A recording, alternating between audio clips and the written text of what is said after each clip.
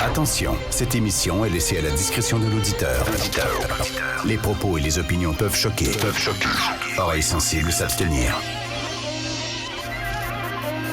Richard Martineau. Un animateur pas comme les autres. Richard Martineau. Cube Radio. Bonjour, bon jeudi, merci d'écouter Cube Radio. Je vous parle souvent d'éducation, mais tu sais, les profs qui, au lieu de transmettre des connaissances aux jeunes, font de la propagande. Il y en a beaucoup qui font de la propagande en classe, et pas seulement au cégep, mais ça arrive aussi au secondaire. Je veux vous lire un texte qui a été publié dans la revue Causeur en France. Alors, en France, il y a un site d'éducation, enfin un site qui s'intitule protégeonsnosenfants.fr. Alors, ce sont des parents, des professeurs, tout ça, qui vont sur ce site-là et qui racontent à quel point l'idéologie est en train de gangréner l'éducation dans leur institution d'enseignement. Et là, c'est toutes sortes de témoignages de profs, d'anciens profs, d'élèves et de parents. Je vais vous lire certains témoignages. Et là, c'est en France, bien sûr, mais c'est la même affaire ici, c'est exactement la même chose. Malheureusement, il y a des professeurs qui sont des militants qui veulent embrigader les enfants plutôt que les éduquer. Écoutez ça. Je suis enseignant dans un lycée professionnel. L'endoctrinement idéologique est permanent. Écriture inclusive, dérive LGBT, pression syndicale, contredire leur thèse nous expose à des représailles sournoises comme des poubelles vidées dans nos casiers ou des menaces sur nos messageries. Ça, c'est un prof. Mon fils est en première année dans un lycée. Le premier jour, sa professeure d'histoire géo a commencé son cours sur les méfaits des chasses d'eau des toilettes. Puis là, elle a appris aux jeunes que seuls les riches peuvent se permettre de gaspiller l'eau et les citoyens responsables utilisent des toilettes sèches. Un autre, lors d'une réunion parents-professeurs, j'ai été effaré d'apprendre que des mots de la langue française pouvaient s'écrire maintenant de manière phonétique. Photo, P-H-O-T-O, devient photo, F-O-T-O. Nénuphar, P-H-A-R, devient nénuphar, F-A-R. Et aussi, la prof apprend à mes enfants que l'accent circonflexe n'était plus obligatoire.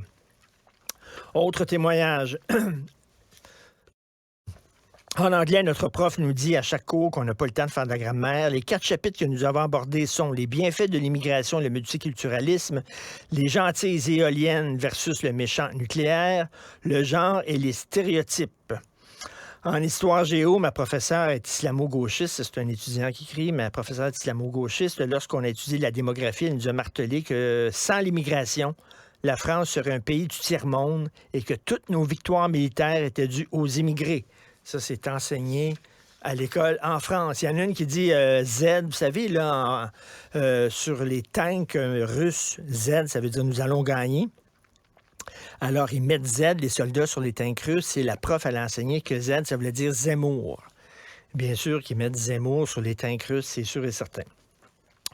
Je suis révolté par le sujet du devoir de français de ma fille au collège où elle va, qu'elle fréquente. Elle doit rédiger 3 arguments en faveur de l'euthanasie. Aucun argument contradictoire n'est demandé. Il me semble que tu dis, essayez de montrer les 2 arguments de chaque côté.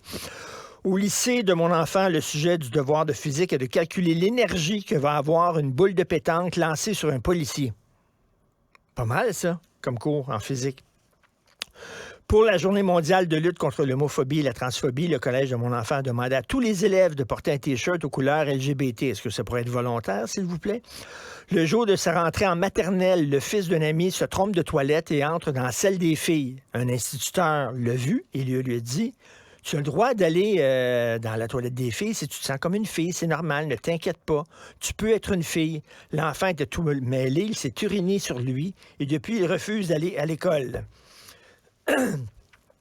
Mon fils m'a raconté que l'infirmière scolaire était passée dans la classe pour leur dire que les garçons pouvaient porter des robes. Ma fille, âgée de 4 ans, scolarisée à l'école maternelle, lors d'un rendez-vous au sein de l'établissement avec une infirmière du département, lui a fait passer un test de conscience de soi. Elle a dû répondre à la question « Es-tu une petite fille ou un petit garçon? » Elle avait 4 ans. On lui a demandé, tu es une petite fille ou petit garçon? L'infirmière m'a précisé que certains petits garçons peuvent se sentir petites filles, certaines petites filles peuvent se sentir petits garçons. Il y en a des témoignages comme ça, il y en a plein. Où c'est la théorie du genre, c'est la haine de la France, c'est les méchants coloniaux blancs, etc. Il y a plein de... Ça, c'est en France, mais ça se fait ici aussi. Donc, c'est pas la job des profs de faire de l'embrigadement. Leur job, c'est de transmettre des connaissances. Martineau, souvent